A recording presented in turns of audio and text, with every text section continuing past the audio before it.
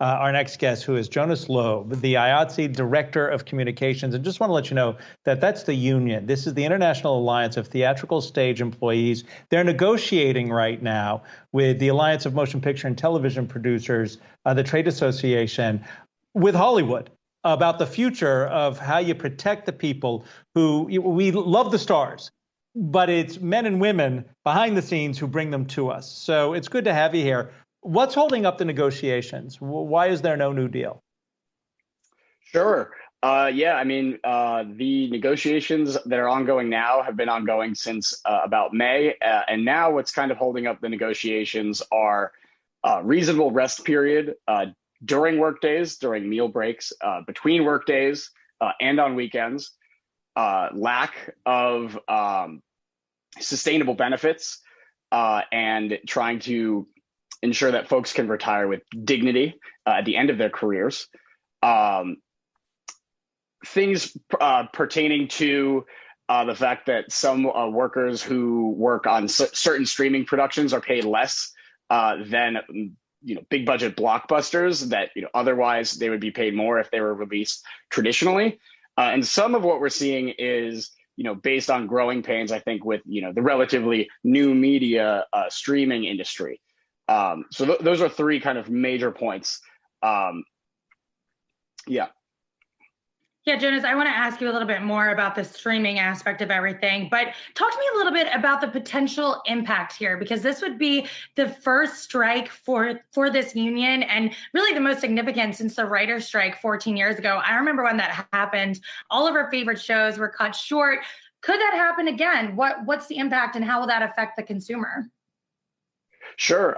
As you said, this has never happened before, and it's never had to happen. Negotiations, these go every 3 years. They're usually done by the middle of summer. So we've kind of never gotten to this point before.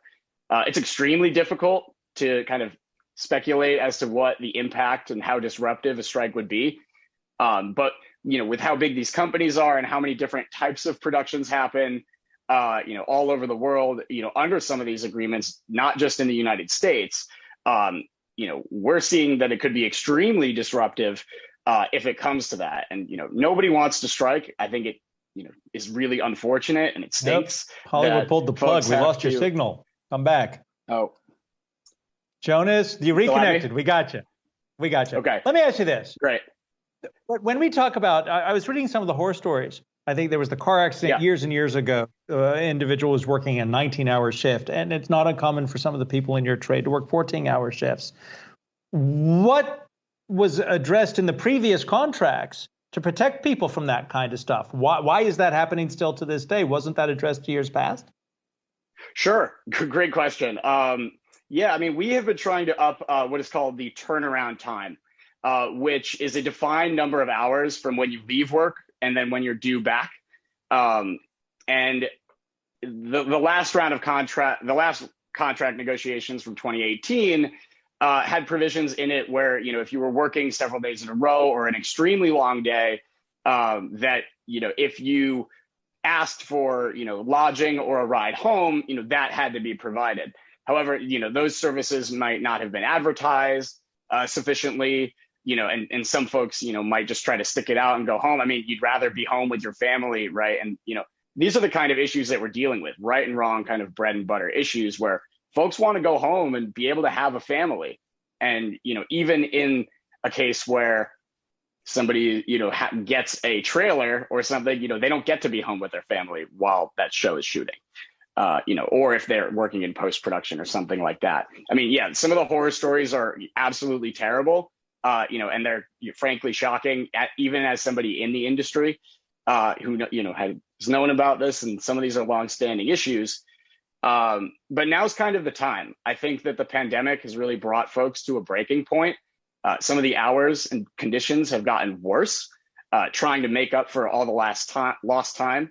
Last year in 2020, no production really happened from March 2020 till about September when, we figured out, along with the motion picture television producers and some of the other Hollywood guilds like SAG-AFTRA and the DGA, protocols for how to film in the middle of a pandemic. So there's a 6-month backlog in addition to whatever, the time was from when something finishes production and post-production to when it is actually released.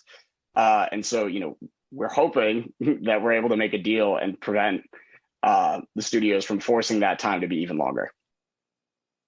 And Jonas, you touched on this briefly, but the contract that you guys are operating under treats streaming services like new media, still in development. Will this work or won't they? But the argument here is that streamers have really doubled down. They've proven themselves to be kind of the golden goose egg of this industry. So talk to me about why it's important to now classify streamers differently.